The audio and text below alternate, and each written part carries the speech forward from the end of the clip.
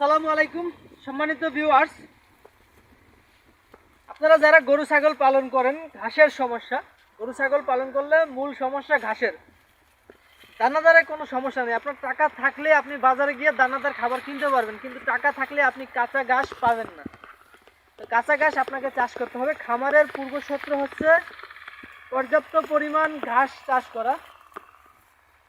আপনি যদি ঘাস না থাকে আপনার খামার করা খুবই কষ্ট, বা খামার না করাই ভালো, কারণ আপনি খামার করলেন লস হলো, বিষয়টা আসলে অন্যরকম।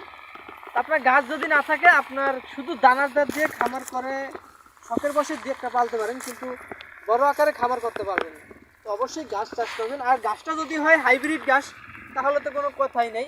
যে এখন যে ঘাসটা দেখছেন কি পরিমাণ যে সোপা, তো এই গাছটা বারবার কাটলে বারবার হয়। ধরেন আপনি বাজার থেকে বীজ কিনে রোপণ করলেন, দুইবার কাটার পর শেষ হয়ে গেল, আপনার আবার জমি চাষ করে আবার বীজ কিনে কস্টিংটা, খরচটা বেড়ে যায়।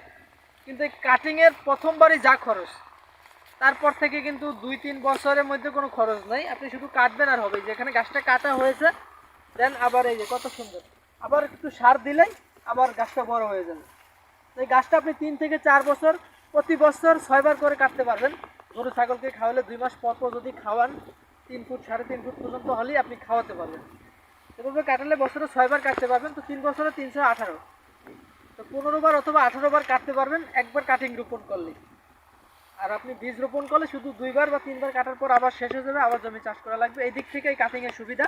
আর এগুলা সুপায় অনেক বেশি এবং প্রোটিনও বেশি। বাজারে যে ঘাসগুলো আছে 22 থেকে 25% প্রোটিন আছে স্মার্ট নেপিয়ার ঘাসে। তো প্রোটিনের দিক থেকে হিসাব করলে আপনার এই ঘাসটা প্রোটিন বেশি। এবং পিছনে ঘাস কাটা হচ্ছে, আমাদের আজকে ডেলিভারি হবে। তো অনেকে কনফিউশন থাকেন যে গাছটা একবার কাটার পর আবার হবে কিনা। তো দেখুন আমাদের এখানে সবগুলো কাটা হয়েছে, আবার ওই যে সামনে যেগুলো কাটা হয়েছে ওগুলো আবার কিছুদিনের মধ্যে দেখবেন এরকম অঙ্কুর বের হয়ে যাবে। এভাবেই এই কাজটা সারা বছর চলতে থাকে। তো কোনো চিন্তা ভাবনা ছাড়াই আপনারা এই হাইব্রিড ঘাসের কাটিংগুলো আমাদের কাছ থেকে সংগ্রহ করতে পারেন। আমরা সারা বাংলাদেশে কুরিয়ারের মাধ্যমে এই যে এরকম পরিপক্ক কাটিং,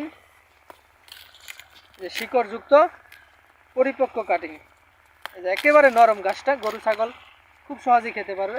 দেখুন খুব সহজেই খেতে পারবে। এরকম পরিপক্ক কাটিং আপনারা আমাদের কাছ থেকে সংগ্রহ করতে পারবেন। যদি কোনো কারণে এরকম শক্ত হয়ে যায় তাও গরুকে দিলে গরু খেয়ে ফেলবে।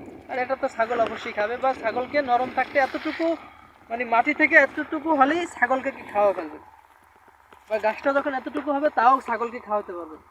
তো অল্প বয়সে ছাগলকে খাওয়াবেন, গরুকে একটু বয়স্ক করে খাওয়াবেন, তাইলে ভালো হবে।